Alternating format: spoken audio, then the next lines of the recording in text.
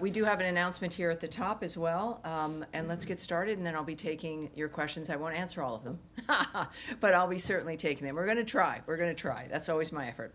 All righty. So, as President Trump passes 100 days in office, he continues to deliver for the American people. President Trump has nominated, and the Senate has confirmed, more key foreign policy leadership positions in his first 100 days than during the same period of any of the last 4 administrations. On Tuesday, Tillman Fertitta has been confirmed by the Senate as our new ambassador designate to Italy and San Marino. Yesterday afternoon in the Oval Office, Secretary Rubio swore in Warren Stevens as the new U.S. ambassador to the United Kingdom.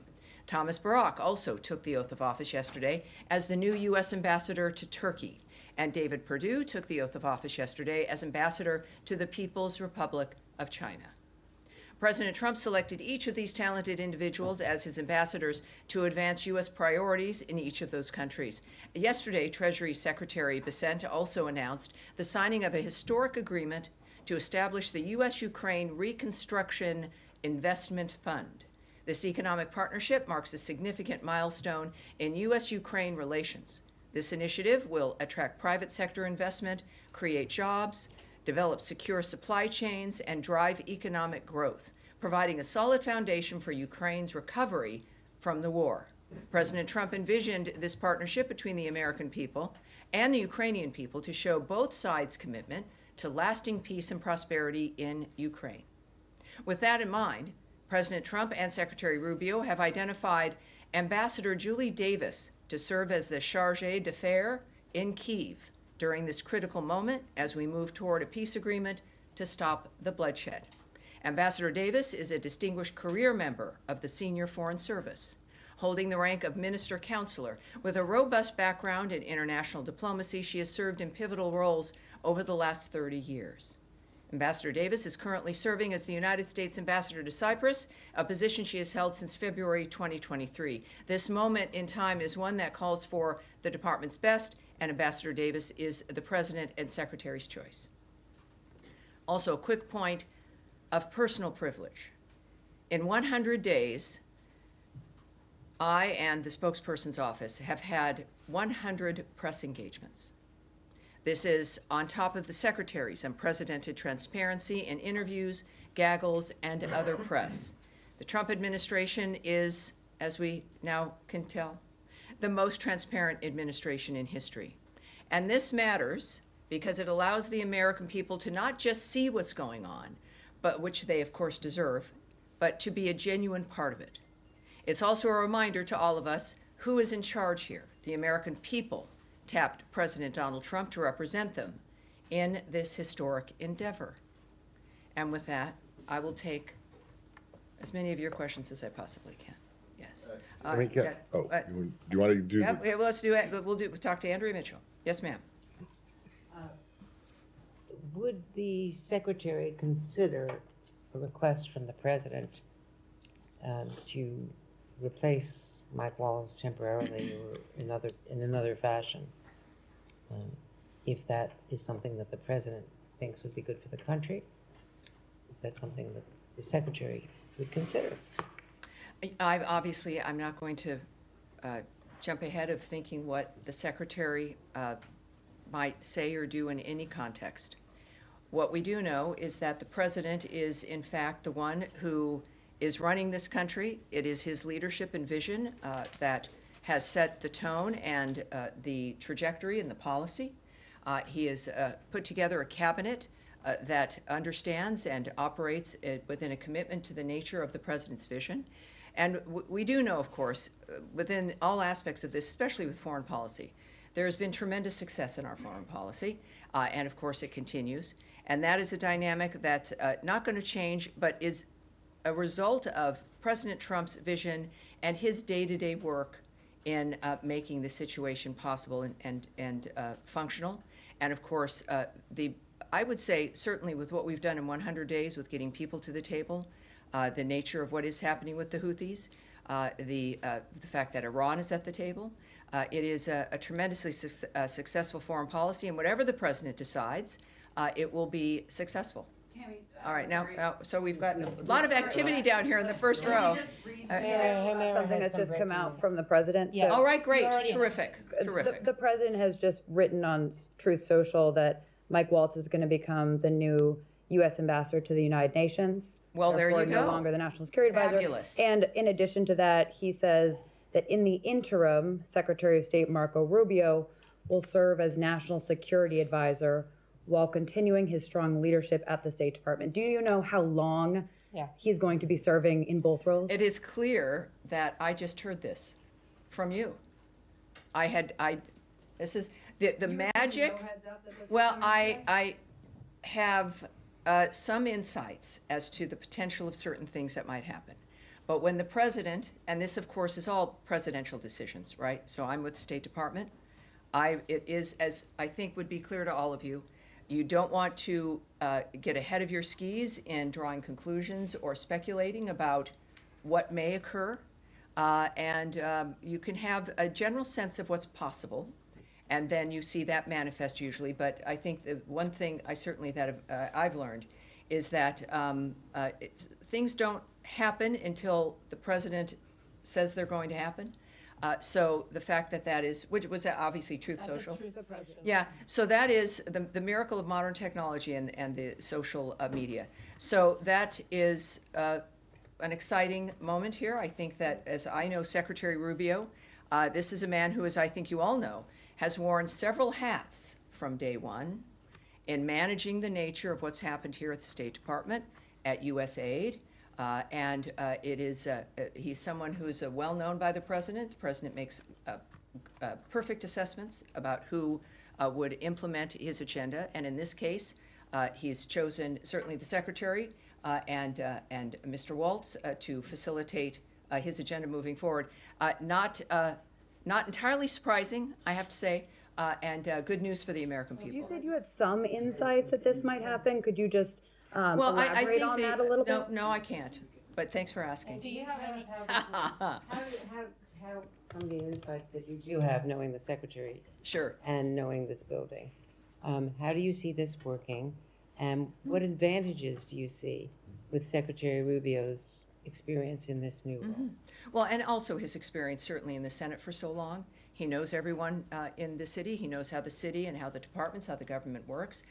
He has a great connection, certainly as a senator, with his constituents here in this building, with the people who work in this building, and with the American people now as they get to know him. So his experience also, really, we've seen him be at the White House several times a week. His close working relationship day to day with the president happens for a reason, because they work well together. They clearly have been in an environment where they've gotten to know each other very well. And we've seen the secretary operate we have to admit, these last 100 days, it's like hanging on to a freaking bullet train. I mean, it is a fast dynamic with people who have a journey that is set with a goal that has been determined, and it's staffed with men and women who understand what the agenda is and how to get it done. Now, this is obviously the president knows everybody in his cabinet, and all those cabinet members have staffs. And every department has people that he gets to know and that make a difference in how the departments work. So when we think about how is Secretary Rubio going to do this, well, it's like, how does President Trump run the United States? You have people around you. It's not just you, right? These aren't single individuals working every day and you pulling the levers. It's about managing people. It's about assigning people to the right roles, as the president has just done. And if anybody can do it, certainly with the secretaries I've gotten to know him, it will be Marco Rubio. So, Tammy, all right, now, were you finished in the sense of? When you get to this, I did want to ask you about the hoodies, because Secretary Hegseth had a very sharply He did. So worded let's do this. Are you warning. going to continue on this line? No, We're going to move on. All right. So we've done 3 and 4, and I know. Look, this is and you are going to be all writing stories that I'm going to be fascinated to read. But I think that's pretty much as I can say about the nature of what's going to happen from this point forward today. And so let's go ahead with Andrea and see what else. The Houthis. Presumably, Deputy Secretary Lando would step up to the daily management here. at state? Is this a temporary? The Secretary Rubio is a very involved, energetic man. Many of you have traveled with him. You see what he's capable of. The American people have seen it. And there's been no point where there is a question about whether or not he could do something or how is he going to manage it. So there's no question about that. But he's not a man who does things in a partial way, and he would not have accepted an assignment if he didn't think he could do it, and he's, of course, working both. With that said, I can tell you that the other leadership in this building, as a newbie to politics, are remarkable. And certainly Deputy Secretary Christopher Landau, never met him, never knew him, and he chairs certain meetings. You see him in the hallway. This is a man with an extraordinary experience. Cares about the individual, has a terrific sense of humor, it asks all kinds of questions, and is one of the most transparent people I've met. He's also very, very good at his job with the diplomatic aspect and moving policy forward. He's a remarkable person. And I think you will, whatever had happened today, you would see more of him. And there's dozens of people in a framework of leadership in this building that have made me comfortable to accept this job, to be in this job, to speak to you in this manner. And the Deputy Secretary is one of them, but there are dozens of others as well who You see this I have as a faith in. Kissinger model, who is the only other president that I know of who has done both the State Department and. Well, I guess we're going to have another one. All righty. Now, Matt, let's go. No, wait. You might. Let them go. Oh, Because I don't think you're gonna have anything to say to them. So, Based on the insight that you have, do you have any indication when Secretary would have received the call from the president this morning, last night? Anything? no, I can't reveal the nature of the details of any exchanges like that. All right. So now, yes, back to you in a moment. Matt is. You're not ready? He's relaxing at this point. All right, that's fine. That helps me know where we need to go. Yes, go ahead, dear. Can you help us understand why this reshuffle is happening, or what it says about the administration's policy priorities that these moves are taking place? I think what it says is what his first term said to people, is this is a man who is very active, day-to-day, involved, knows what he wants to accomplish. Things also sometimes change. I'm not going to guess at the decisions President Trump makes. What we do know is the results of those decisions. And I've said a few times in this room, as people try to look at the minutia of necessarily the why or how many of one thing or a piece of gossip in a newspaper, that what really matters is the end result and what gets delivered.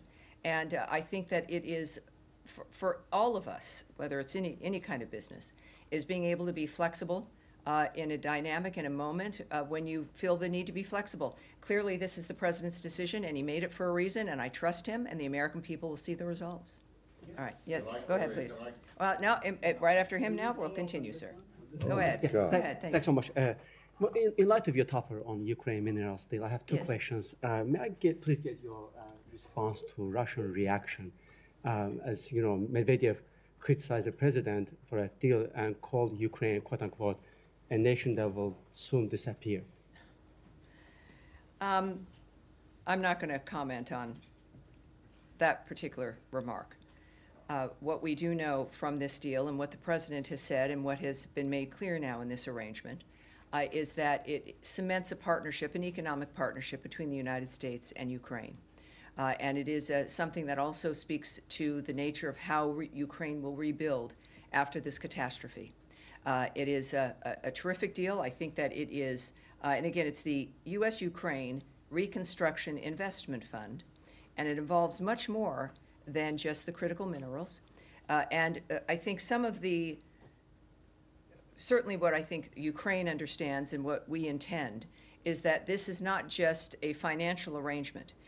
This is a bonding between two countries that will make a difference for a nation, certainly in Ukraine's situation where they have a friend, and the rest of the world will notice that when you have a friend like the United States and when we are in business with you and in your nation, it creates a stronger national security for everyone involved. And certainly in this case, when it comes to the profits that are generated that is then reinvested into Ukraine for the rebuilding dynamic that is going to obviously have to happen. It's a time where, as the secretaries noted just a few days ago, as I mentioned to you, as a matter of fact, on Tuesday, that it's time for both of the nations involved in this conflict to come up with concrete proposals about how this conflict ends. And this relationship now with Ukraine reinforces the commitment of the United States to that nation.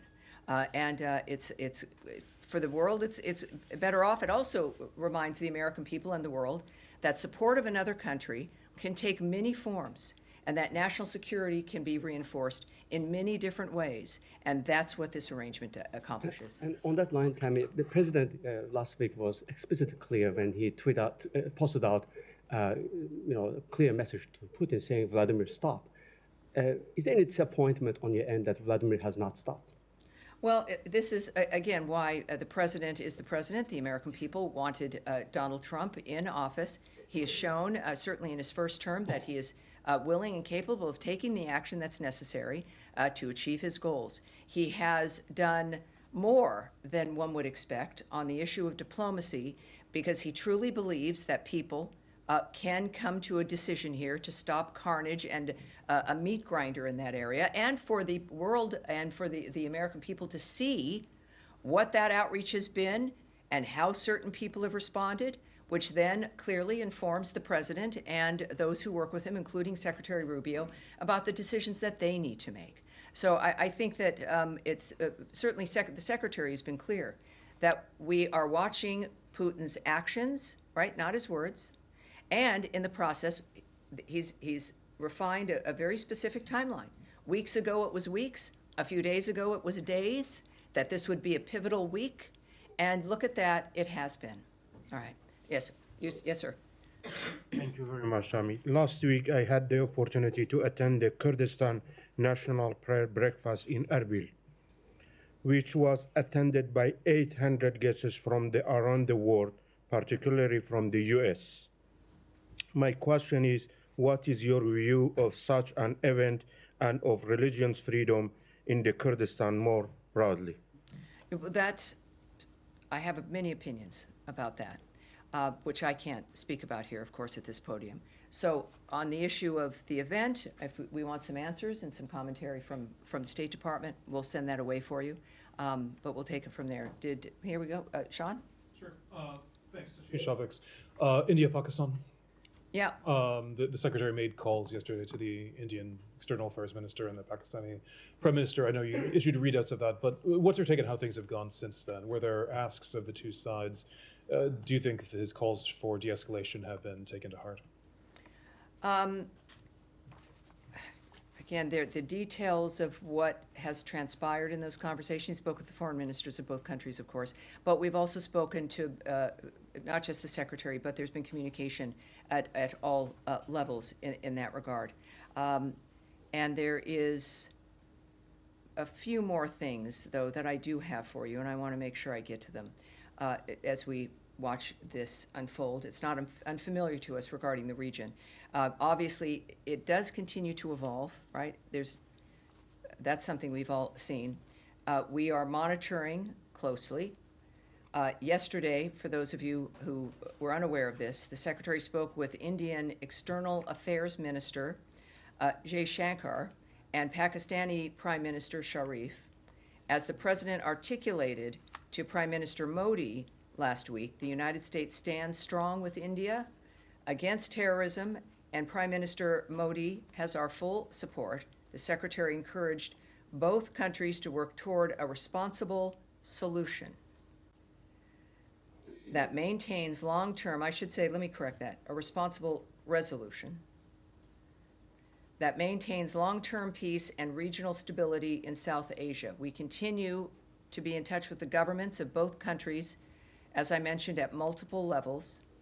And That's what I have for you in the sense of the general overview after those phone calls. You have, you want to follow up on that? And we have, I see all of you. We'll continue. We'll continue. But just to follow up, and I said that there's been since then. I mean, the calls de-escalate. Do you think those are being heated? And are there particular asks, particularly of the Pakistani side? I know that all I can say is that, and what has been conveyed here, is that there's constant involvement. This government is in constant communication. We are asking for a responsible resolution from both parties. And beyond that, there's nothing I can give you any other details. But we're involved. All right, now, you had some other, all right, back right there. Thank you, Tammy. Two questions, one on Syria and the other one on Iran. I'm sorry, please, one at a time, please. Syria and Iraq. Yeah. Iran or Iraq, please. Yeah. All right, now, please, let's not, I know there's a lot of, this is a room where many of you are reporting for certain regions and for certain countries. There is a lot of passionate things going on. These are existential issues. I'm in a position where I think many of you know me to some degree, where the decorum has to be maintained for us to be able to have these kinds of conversations. And I want all of you to be in here. And I want all of us, as much as we can, to speak about these issues. So please be patient. And sometimes people leave here unsatisfied. Other people leave here early because they're unsatisfied early on. But we are doing our best, and I'm representing an entity that is working constantly on the issues you all care about, and that everyone watching around the world cares about. So let's proceed here. Yes, sir. Now, let's not continue with the interruptions. For the sake of your colleagues, let's take some time and allow your colleagues to participate here. Thank you. Go ahead. Yeah, thank you so much, Tammy. Let's start with Iran. Today, the Omani foreign minister announced that the fourth round of the indirect talks with Iran has been postponed. Can you confirm that it's postponed or it's cancelled? And then what would you have to share on this with us? And the second one, do you have any reactions about the sectarian violence against the Syrian Jewish population, with 2 days of deadly clashes near Damascus? Has left over 100. I can speak to both of those. This is what I can say about Iran, is that the United States was never confirmed to be participating in a fourth round of talks with Iran, which people had believed were Saturday in Rome, despite what there had been some reports. The timing and the venue had yet to be confirmed. I think, again, I would say this is a fluid situation, and I'm obviously saying things to you that are somewhat indistinct, but we expect another round of talks that will take place in the near future. So those details, that's what I have here, that's what I can tell you. And we aren't, though, going, of course, as you might imagine, going to get into the details of any of the negotiations themselves. And that was about, of course, the sectarian violence in Syria. Yes. So let's get to this here. As we always are in these regions, we're closely monitoring, so we're aware of this, to say the least, including the recent violence against members of the Druze community, so that we are watching that for sure. We urge the interim authorities to hold perpetrators of violence and civilian harm accountable for their actions and ensure the security of all Syrians, every single one of them. And it is, that's all I can say. That's all I can say on that. All right. All right. All right. Go. Yes, sir. Thank you, Tammy. Two questions for you. Number one, Trump administration, first term and second term, is a foundational part of foreign policy. We'll talk to anybody, whether inviting the Taliban to Camp David or King Jong-un or Putin or whoever. It's no secret the Syrians are here in the States for talks with a lot of people. Why is the Trump admin kind of tiptoeing around the subject of meeting with the Syrians this week? I don't think it's about tiptoeing. I think it's about what's appropriate. I can tell you that Department of State officials met on April 29th with the Syrian interim authorities in New York. But just like any meeting with anyone, we're not going to tell you the details of that. As a general matter, some of you might not know, but we don't comment on private diplomatic conversations. That would kind of ruin the point of them. We continue, though, we can tell you, to urge the interim authorities to choose policies that reinforce stability for Syria's citizens, assure peace with Syria's neighbors, develop Syria's economy, and result in good faith cooperation with the international community. And any future normalization of relations or lifting of sanctions, as an example, which we are asked a lot at this podium, will depend on the interim authorities' actions and positive response to the specific confidence-building measures we have communicated. And those are that they should fully renounce and suppress terrorism, exclude and remove foreign terrorist fighters from any official roles, prevent Iran and its proxies from exploiting Syrian territory, continue taking steps to verifiably destroy Assad's chemical weapons, assist in the recovery of U.S. and other citizens who have been disappeared in Syria, and ensure the security and freedoms of Syria's religious and ethnic minorities. I appreciate you That's it. confirming the meeting. Thank Humara. you. Yes. Thank you, Tammy. I actually have a follow-up on that. So Okay. those were the demands that U.S. basically sent to the Syrian interim authorities. And then they sent back in writing a response saying, we have done some of these things and then we're working on other things. So what is the U.S. assessment at the moment on Syrian interim authorities' progress? And was there any, because they want a clear roadmap for permanent sanctions relief. Was that somehow like discussed in that meeting? And did you guys give them a clear timeline on when that would happen? Obviously, I can't tell you that, but you got to ask. I understand that. Look, I think we can all determine what the framework is and if it has been met when there's action. So I don't want to, I can't say what I was just going to say. Because it was, no, I know I could, but I won't. I shouldn't. And so there's things you can do, and then there's things you should do. So it does sound but like no. the U.S. is not that satisfied No, with do what not they've done. draw conclusions, Okay. which sometimes people tend to do.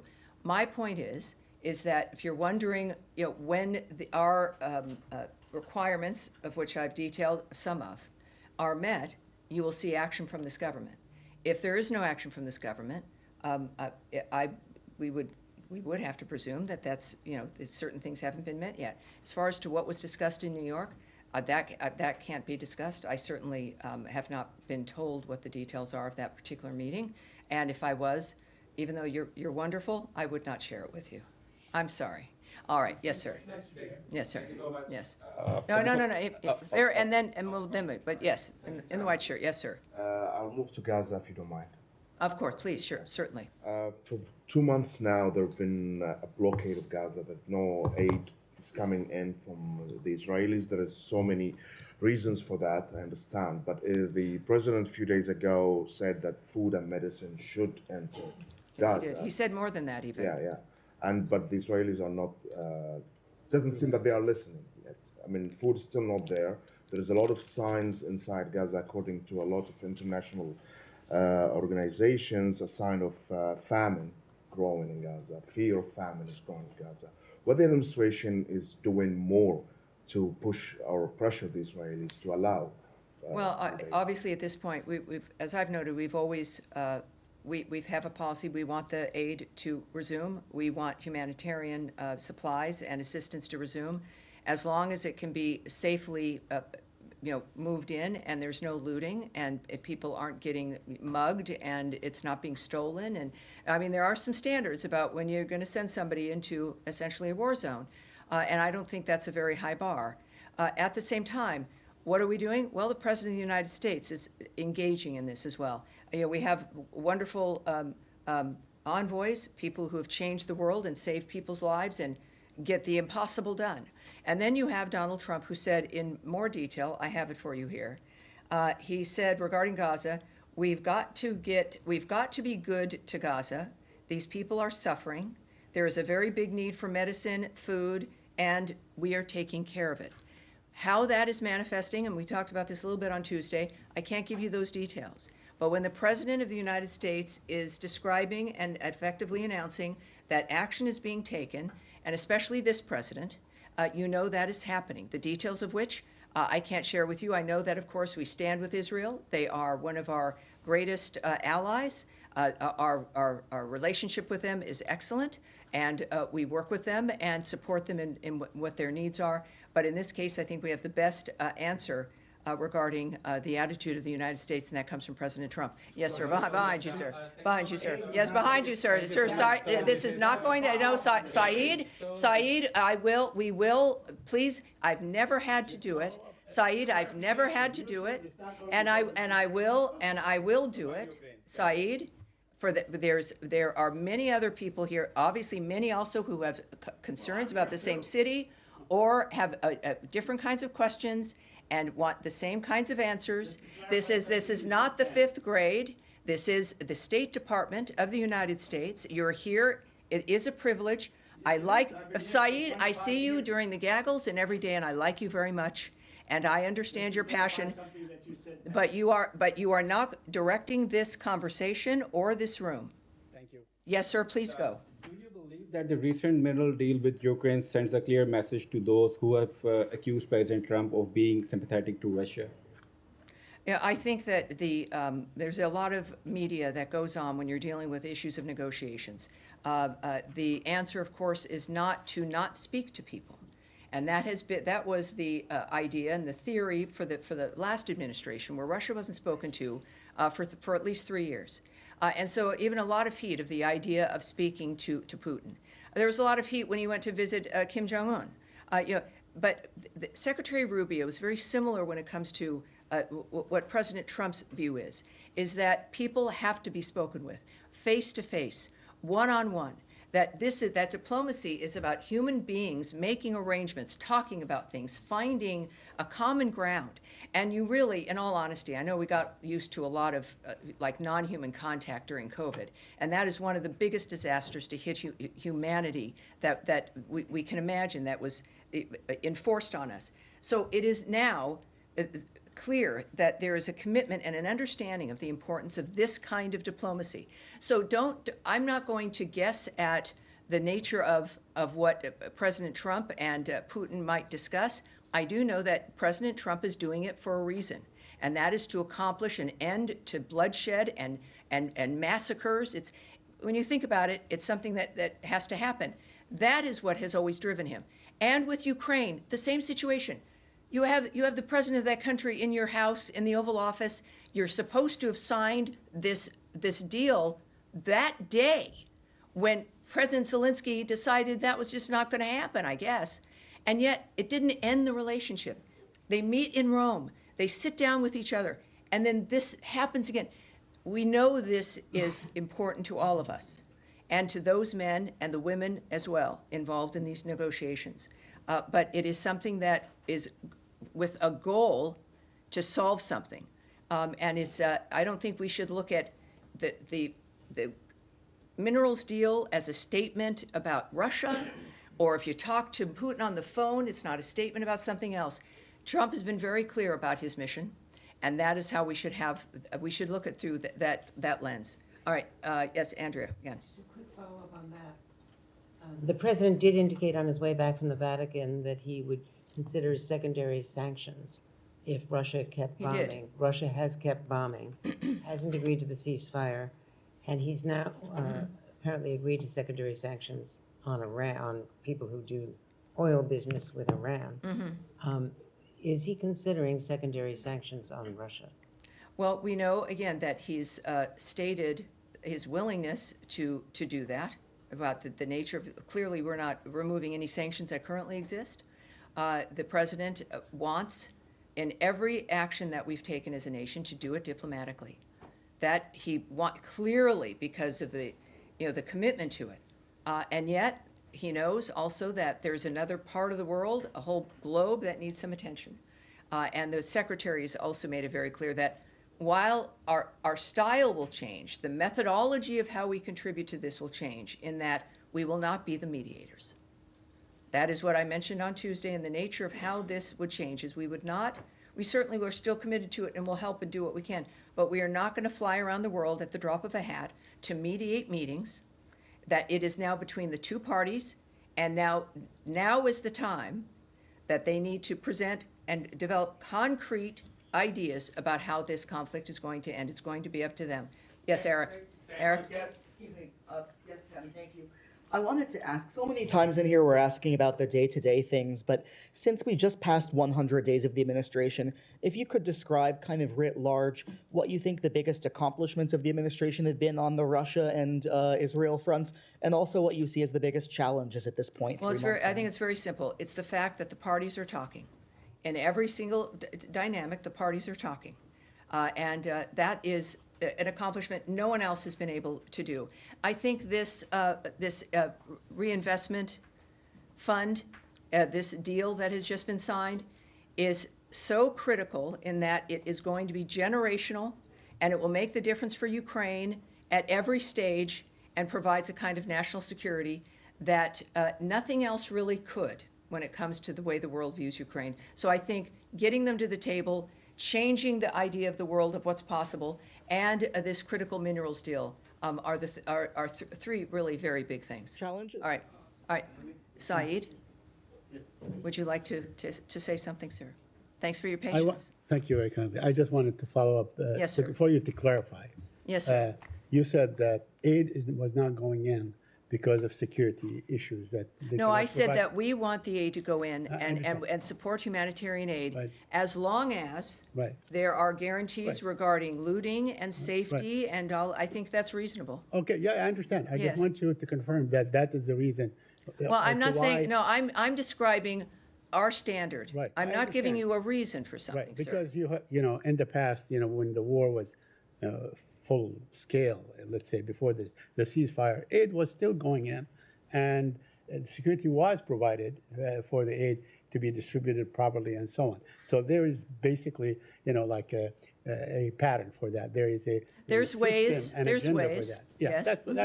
that's all I wanted. I'm sorry if I seem to. Well, no, interrupt you, no, but I this is appreciate just a that. Thank follow-up. you. Yeah. But it's important to know that I will manage the room Yes, absolutely. in any way that I need to. And I really don't break my heart for needing to do it in a way that I'd prefer not to. In the back, sir, yes. Yes, sir, yes, you. There are 9 wrongfully detained U.S. citizens in Venezuela. Their families are asking for engagement, or at least that the administration do something to get them back. Is it true that the Special Envoy Claver Caroni is engaging directly with the Maduro regime for some kind of exchange, maybe Venezuelans in El Salvador for these 9 U.S. citizens, or what is the engagement? Well, I cannot speak on any alleged or real diplomatic efforts of what's happening, and certainly not just that situation, but any other situation either. Yes, dear. Thank you. Related to 100 days, and so wonderful detention. Yesterday, the secretary, he said, quote, the first 100 days of the 47th presidency, 47 wrongfully detained Americans have been returned to the United States thanks to the president's leadership. I just wanted to ask whether he was aware that wrongful detention is a specific determination made by the State Department, and that it involves looking at the criteria within the Robert Levinson Act to determine whether a case of an American detained abroad is wrongful detention, or whether that term, wrongful detention, has now changed under this administration to encompass a bigger group of Americans detained abroad, even if they don't fit that criteria. Well, I believe he has a tweet out that refers to 47 unjustly detained Americans. And so that's what I'll speak to here. And that is, of course, a correct number. It will be higher, I believe, soon, including in Afghanistan, Russia, and Venezuela, through diplomatic efforts. These are huge wins for the United States. And it is because of President Trump's leadership. What we can also tell you, I think this happened, was it yesterday, I believe? I'm pleased to report that President Trump has secured the release of another U.S. citizen, Yoris Zankovich from Belarus. Since President Trump took office, he was released on April 30th and returned to the United States. We want to thank, of course, the government of Lithuania, who remain incredible allies and who have offered critical support to our efforts these past few months to bring more Americans home. All right, thank you. And yes, sir. A follow-up on Iran. The Iranian foreign minister has just tweeted that together with the Omani and U.S. interlocutors, we have decided to postpone the 4th round of talks for logistical and technical reasons. Can you confirm that the reason was logistical? Well, I can't confirm the details, nor would I speak to what someone in Iran might tweet, no matter their position. But again, I said earlier, and I'll repeat it, that the United States was never confirmed to participate in a fourth round of talks anywhere. The timing and venue,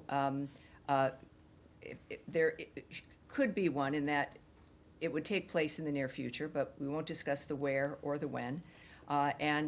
So it's what the Russians would say, or what the Iranians might say, or anyone who would tweet is, of course, not something I can speak to. But I can tell you that from what our people say and what our envoy says is that I guess something would take place in the near future, and as soon as we have those details, we'll let you know. And it's a very big day. That is going to be it for me. Thank you, everyone. It's a beautiful day outside, and thank you. It got very saucy in here, and I want to thank everyone for caring about their region and their issues, and I appreciate everyone behaving as much as they possibly could. Thank you.